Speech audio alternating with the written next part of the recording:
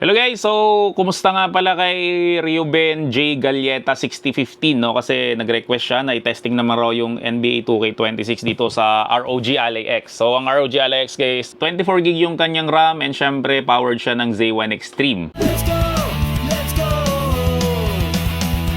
Start! Okay, dati ito yung pinakamalakas na gaming handheld and siya yung nagpauso ng 80 watt na battery kaya matagal talaga itong malobat. So, tingnan natin dito guys yung performance ng 2K26. So, ang iti-testing natin dito guys ay tatlo, no? So, silent mode. So, 13 watts siya. Then, sumunod naman guys is performance mode. So, 17 watts siya. Then, sumunod naman natin guys is turbo mode. So, 25 watts siya. So, i-on na natin yung NBA 2K26. So ito guys, hindi to part nung secret app na sinasabi ko sa inyo na nakaka-download sa Steam. So ito, binili ko talaga to with my own money para matesting natin. Pero hindi ako naglalaro nito guys. So binili ko lang talaga to para sa inyo. Para matesting nga natin kasi nga ang daming nagre-request sa inyo ng NBA 2K26. So as of now, ang pinakamagandang performance nito ay dun sa MSI Klo 8 na Z2 Extreme. Kasi kahit na AI niya lang, kayang-kaya. Wala, panis na panis to. So tingnan nga natin dito guys kapag powered lang siya ng Z1 Extreme. So sa settings natin guys, overall quality natin ay naka-high. Tapos ito, advanced quality natin yan. So naka-high rin siya. Okay, so gagawin natin dito guys is CPU versus CPU, no? Kasi nga hindi ako naglalaro talaga nito.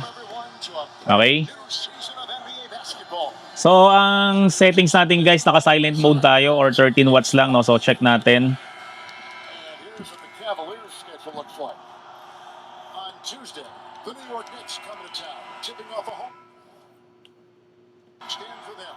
Then on Friday, they'll tip off a road trip in Toronto, where they'll take on the Raptors. And that game against Houston. Okay, pag naka-silent mode tayo guys, yan lang inukuha natin. 13 frames, 14 frames. So, hindi to playable. So, move on na tayo. Gawin natin siyang performance modes or 17 watts. Yan, so kung naka 17 watts guys ay 49, 50. So again, naka high settings tayo. Naka gray out yung ultra settings eh. Yan, so pag ganito, pag performance guys is 49 frames per second. So ito, masarap na to sa mata. Pero try pa natin guys na turbo mode natin or 30 watts. Pag ito, yan, smooth na talaga to. 56, 55, abot to na mga 60.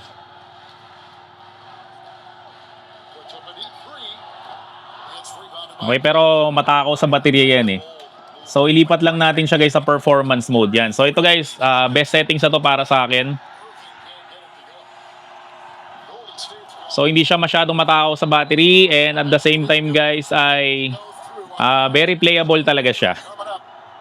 Okay, so yun na yung best settings natin. Again, naka-performance mode. Tapos naka-high settings lahat. So, panoorin na lang natin guys yung gameplay ng first quarter.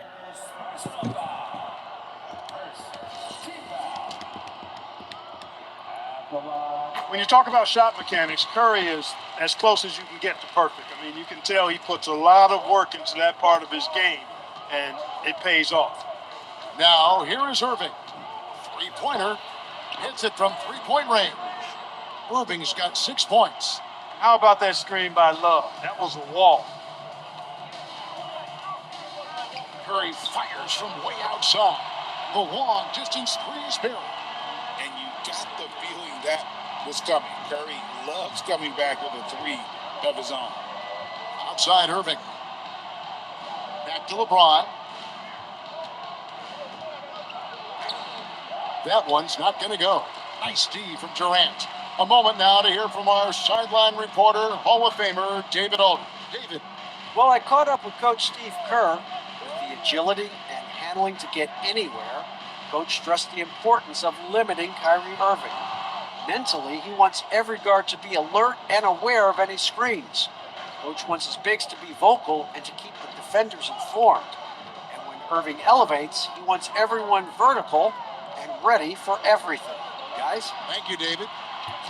A three-pointer is right on target. And they are shooting the lights out from distance here early. How do you stop this? I mean, it seems like they can't miss.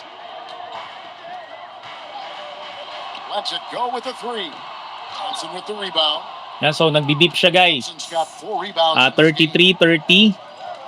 Okay, so isagad na nga natin Yan, so sa turbo mode na natin. Green pulls it in.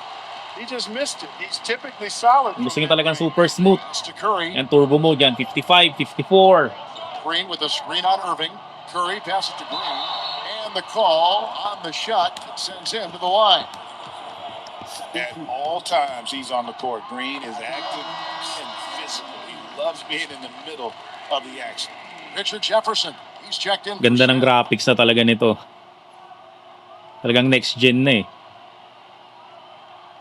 So again guys, naka high settings tayo kasi yung ultra settings naka gray out siya.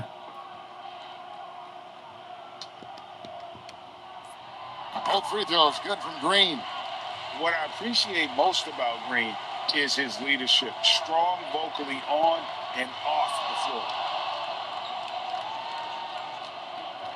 Curry against Irving.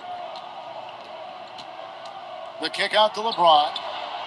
Good, and the assist goes to Irving. Irving's got 3 assists now in this one. Oh, this is the kind of start they were hoping for. Yeah, shots falling. Off to a very good start offensively as a result. And so Steve Kerr decides to call a timeout. He made the decision to huddle up with his guys and talk about strategy. And the Warriors with some changes. West is checked in for Green, and it's Livingston in for Thompson. And Cleveland also making a change. Channing Frye's checked in for Kevin Love. Now here's West. Durant kicks to Curry. Drops in the tray. Curry's got 9. Ang galing ng AI nito, no? Si Curry talaga. Puro tres lang. Kanina patira ng tira ng tres yan, Okay, 2 minutes.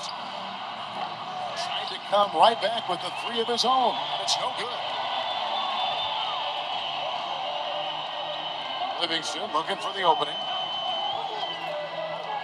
So again guys, kapag 139 left to naka power saving mode tayo, It's the three-pointer. so hindi siya playable, 17 frames lang. Not shoot the ball much. Kapag naka performance naman o yung gitna, umabot tayo ng 40 frames, 47, ganon. Nagdi-dip siya sa 33. Kapag naka turbo mode naman tayo, ito sobrang smooth talaga nito, 52 to 60 FPS siya. Then naka high settings tayo dito guys. Yung ultra again, naka gray out siya Trailed by 1. Kaya hindi natin ma-ultra settings. Now West, guarded by Fry. West, that's good. Yan, last 1 minute. Brute strength by West, powering through the contact inside. For Cleveland, they've gotten 5 of 10 shots to drop in this game so far. Right at the 50% mark. There's the screen. Irving for 3. It's rebounded by West. Not really his best quarter as far as scoring. Let's see if he can eventually get back on track. Curry outside. It's rebounded by Cleveland. 32 seconds left to play in the first quarter. James. Yan, so yan guys. So maraming salamat ulit dun sa request. Moving the ball around. Sa nag-request nito. Finds Irving.